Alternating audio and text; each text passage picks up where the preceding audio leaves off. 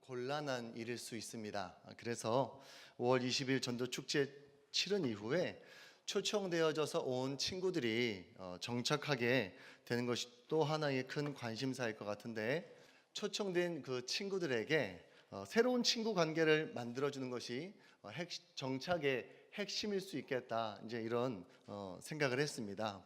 그래서 친구 관계가 좀 새롭게 형성될 수 있는 그런 프로그램을 몇 가지 준비를 해봤는데, 그 중에 하나가 이제 학년데이라고 하는 프로그램입니다.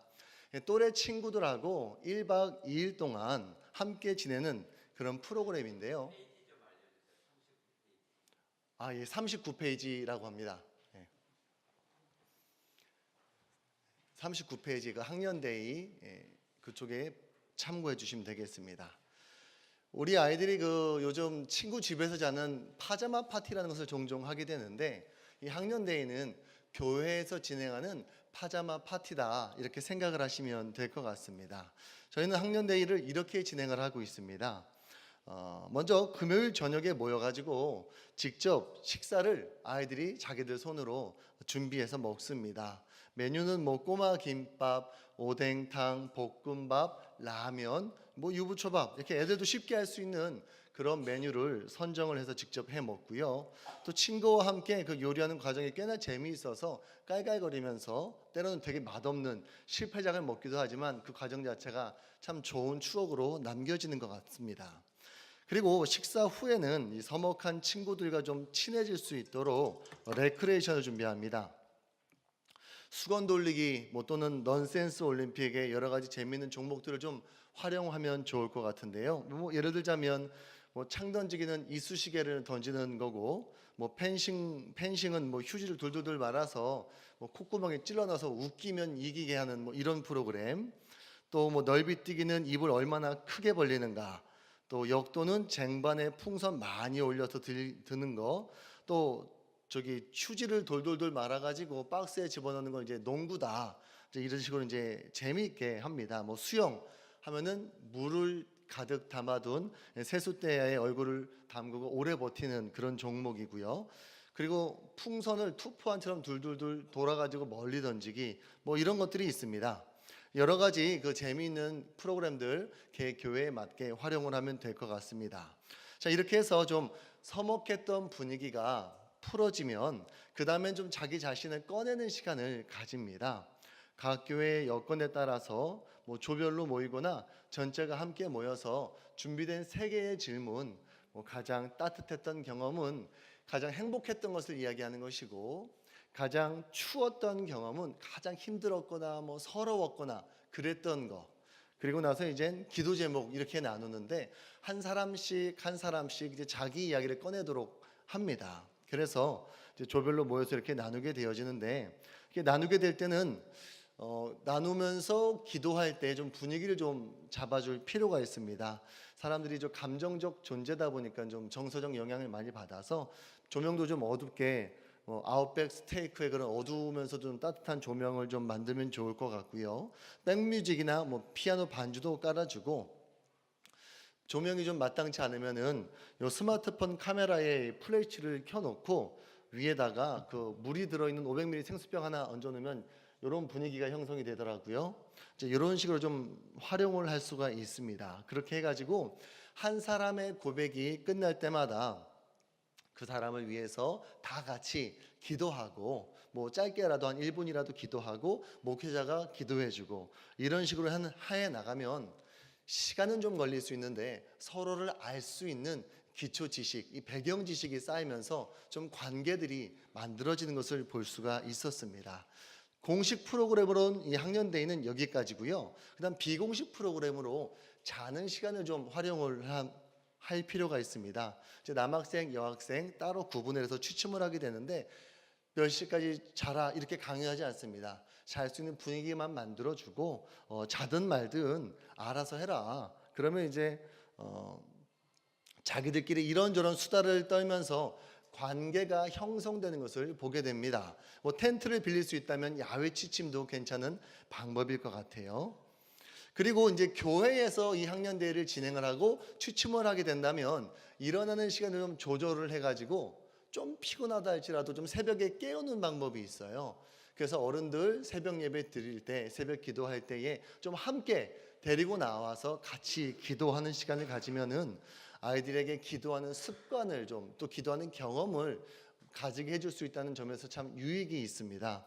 그래서 한 사람씩 담당 교육자가 안수하면서 기도해 주면 참 좋겠고요. 담임 목사님이 직접 기도해 주신다면 뭐 더더욱 좋습니다.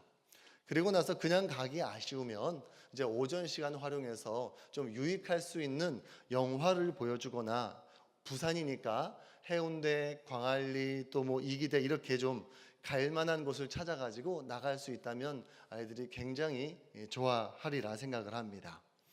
정착에서 중요한 두 번째는 교회 오는 습관을 좀 만들어주는 것이다, 이런 생각을 해봤습니다. 그래서 저희 교회에서는 이제 3주짜리 행사를 연이어 가졌는데요. 이 3주짜리 행사는 투트랙으로 진행을 했습니다. 표면적으로는 아이들이 좀 오고 싶어할 마음이 생길 만한 그런 3가지 프로그램을 준비를 했고요. 실질적으로는 3주짜리 시리즈 설교를 준비했어요.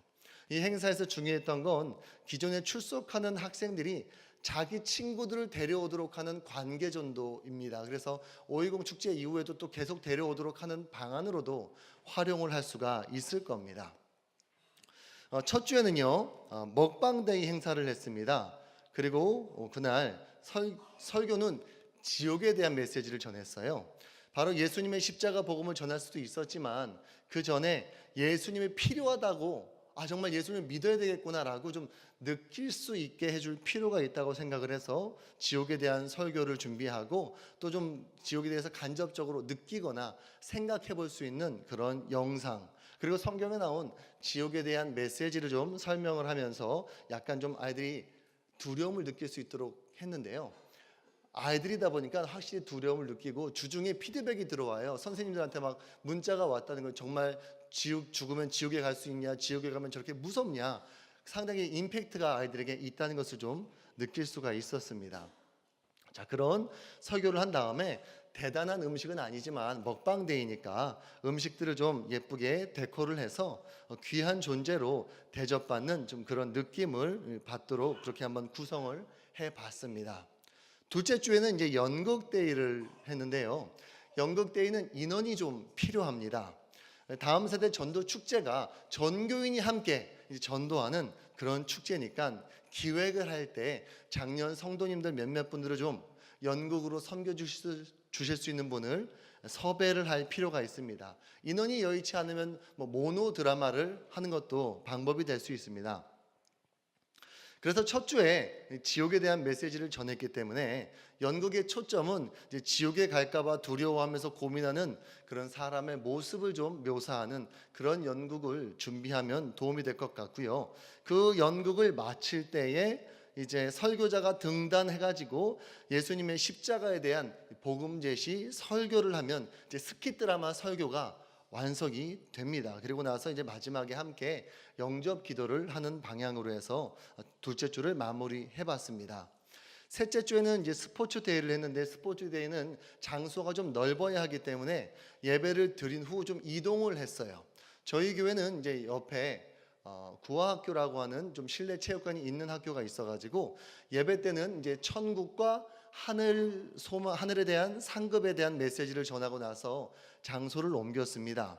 그래서 이제 실내 체육관에서 좀 그렇게 비싸지 않게 빌릴 수 있었어요. 4만 원에 한 3시간 정도를 좀 빌려서 사용을 했는데, 비만 오지 않는다면 근처 초등학교나 뭐 운동장, 공원 등을 활용할 수도 있을 것 같습니다.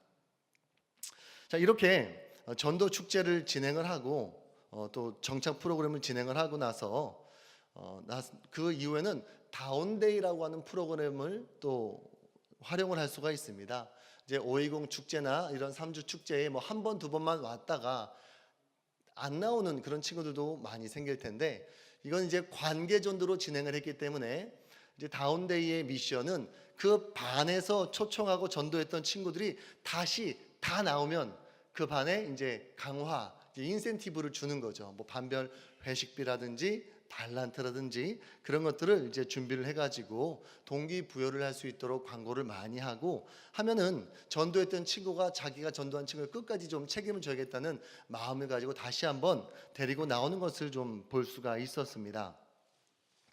그리고 아이들의 신앙 성장을 위해서 1대1로 그리스도인의 오확신 교육을 하는 것도 큰 도움이 된다고 저희들은 느꼈습니다. 그래서 내비게이터에서 출판된 이 교재를 사용을 해서 5주간 동안 정기적으로 만나가지고 1대1로 아이들에게 이 메시지를 심어주고 확신을 심어주고 5가지 분야에 대한 확신을 심어주니까 확실히 정착에 많이 도움이 되는 것을 경험을 했습니다.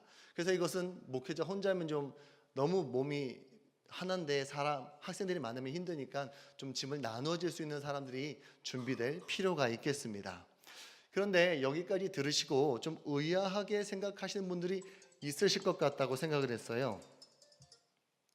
왜냐하면 사실 이런 정도의 프로그램을 개교에서 다들 하실 것 같아요. 저도 이런 프로그램이 부서를 성장시킨다고 생각하지는 않습니다. 그런데 제가 지금 담당하고 있는 이 부서에서 아주 약간의 성장을 조금 경험하기는 했습니다. 제가 처음에 대연 성결교회 초등부에 부임했을 때 평균 출석 인원이 한 35명 정도 됐었는데 3년 동안 정말 설교를 하면서 막 구르고 뛰고 날고 막 정말 별별 행동까지 다 해가면서 재미있게 전하려고 했는데 변하지가 않더라고요. 이 수가. 위에 있는 나오는 그 아까 말씀드린 그런 프로그램들 많이 해봤지만 어쩌다가 많이 와도 한 45명.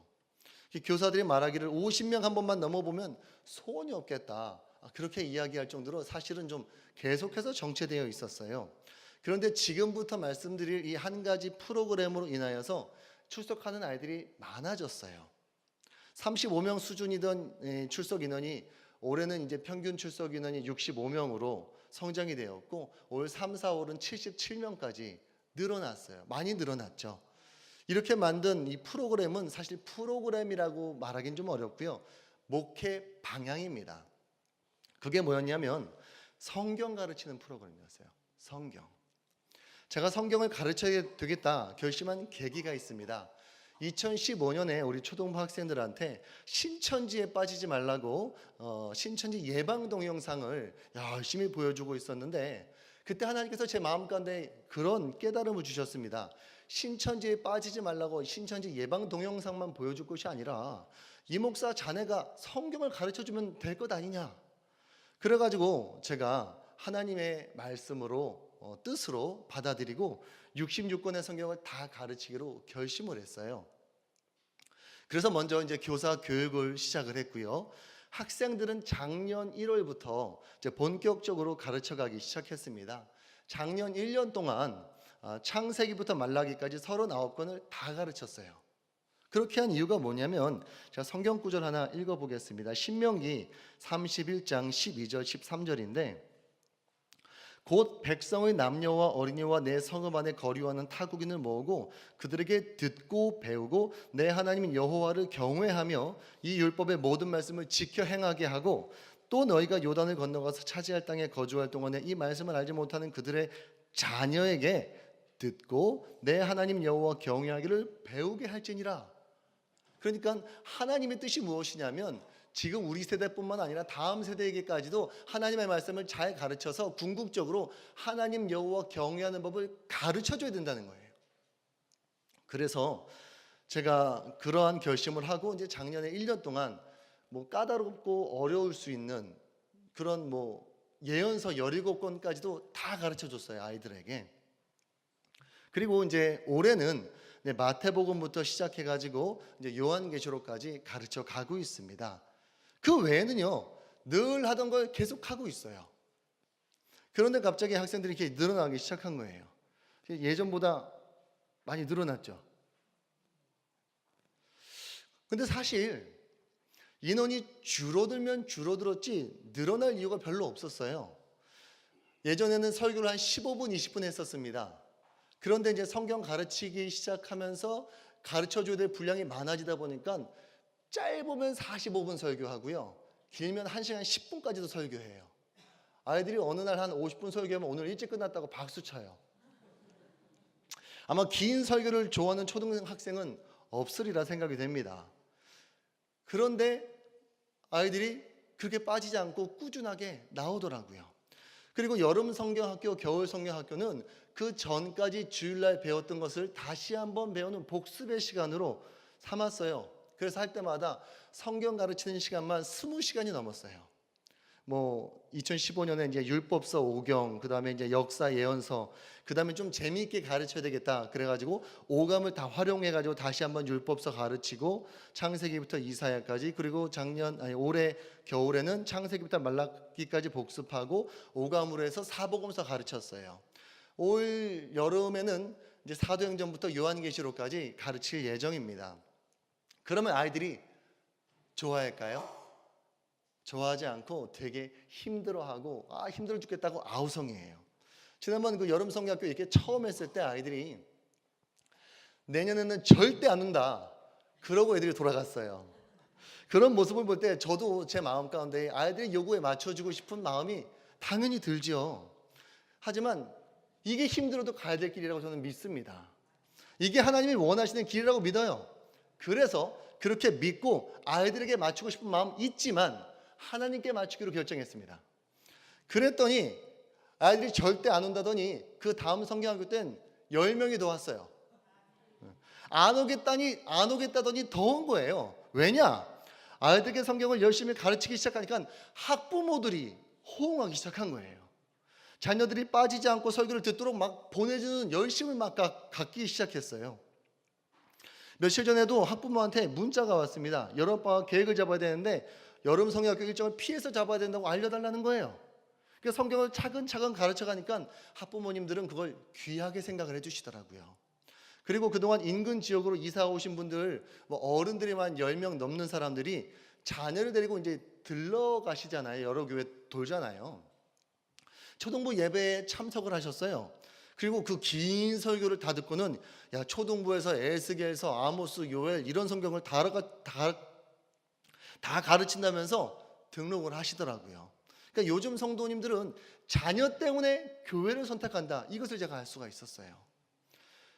사실 어린 초등학생들한테 창세기부터 요한계시록까지 모두 가르친다는 것이 좀 무모하게 느껴질 수도 있어요. 저도 그렇게 생각을 했었습니다.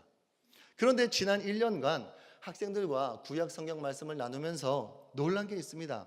학생들이 듣는 설교의 내용을 다 이해하더라는 거예요.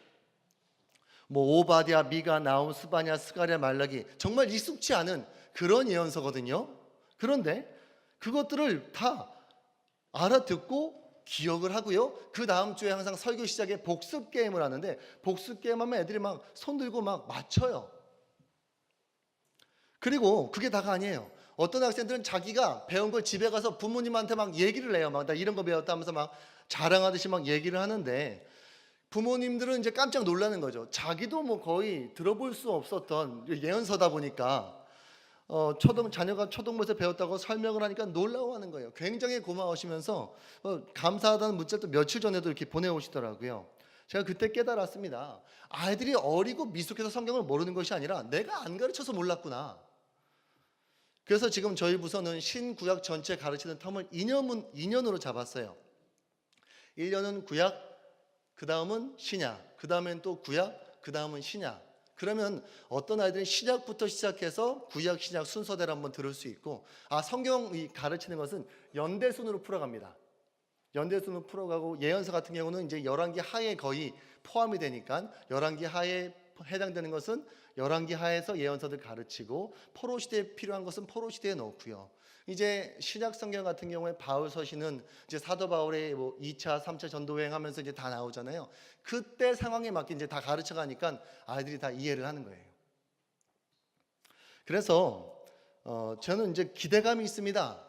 아이들이 이제 유년부부터 고등부까지가 12년인데 이렇게 여러 차례 반복해서 가르쳐 줘가지고 그 구약 시대에 정말 하나님이 그렇게 애를 쓰고 애를 썼는데도 불구하고 이스라엘 백성들이 하나님의 말씀, 이 신명기 좀 전에 읽었는데 이 말씀을 지키지 않아서 말씀을 알지 못하게 되었고 다음 세대가 다른 세대가 되어버려 하나님을 떠났을 때 그 하나님의 심정이 어떠했는지를 아이들이 알게 되어진다면, 충분히 공감하게 되어진다면, 그런 아이들이 20살이 되어서 청년일 때 하나님의 말씀을 알지 못하고 하나님의 심정을 공감하지 못하는 청년하고는 전혀 다른 신앙생활을 할 것이고 전혀 다른 인생을 살아갈 것이며 인생의 의미와 목적과 목표 이게 전혀 달라지겠구나 이런 기대감을 저는 갖고 있는 거예요.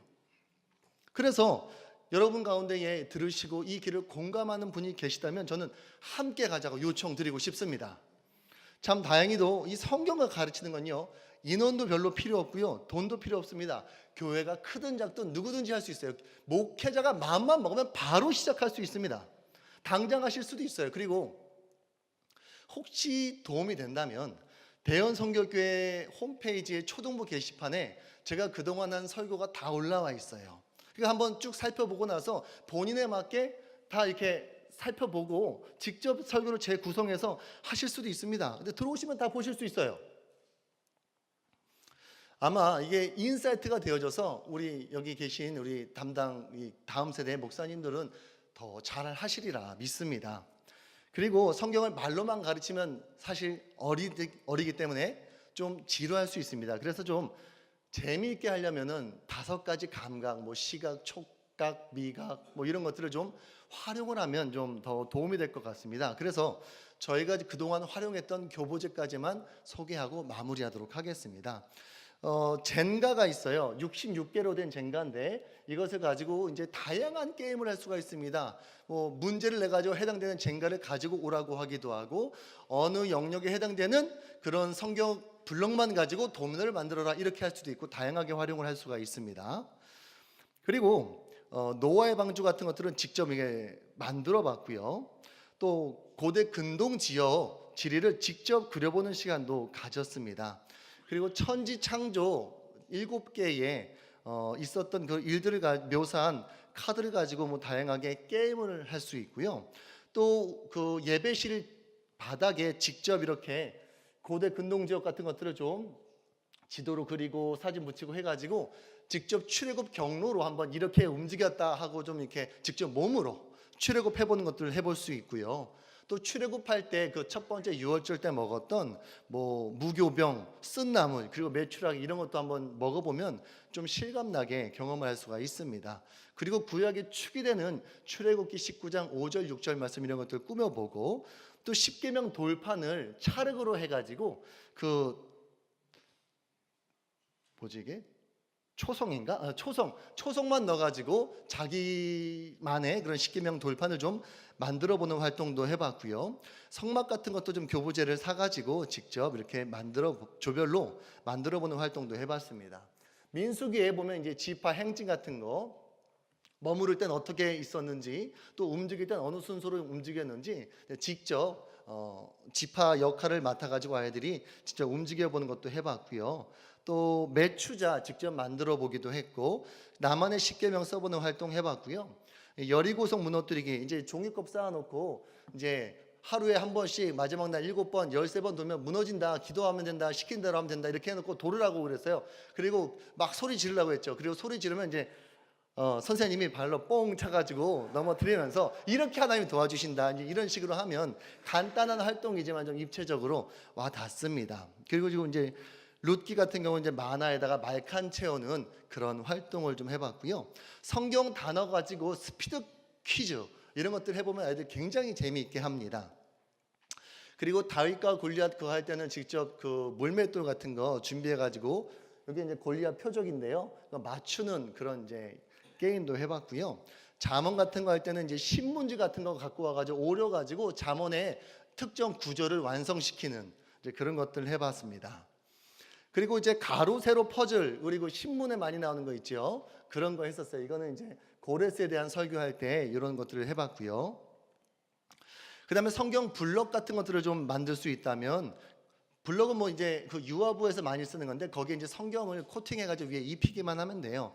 그래서 이거로 이제 성경 목록에 대해서 또 성경의 특징에 대해서 다양하게 이야기하면서 이제 게임을 할 수가 있습니다. 예를 들자면 그리스도의 몸된 교회 이러면은 이제 애들이 에베소서를 갖고 와야 되는 거죠. 그리고 이제 이스라엘의 입체 지도를 이제 촬영해 가지고 직접 견본 하나를 보고 따라하면서 이제 만드는 활동들도 해볼 수 있고요.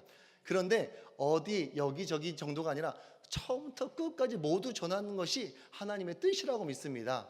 이렇게 하나님의 말씀을 잘 전해갈 때에 주님께서 부어주시는 은혜가 우리 모든 목사님들의 목회하시는 교회 가운데 풍성히 넘치게 되시기를 소망합니다. 감사합니다.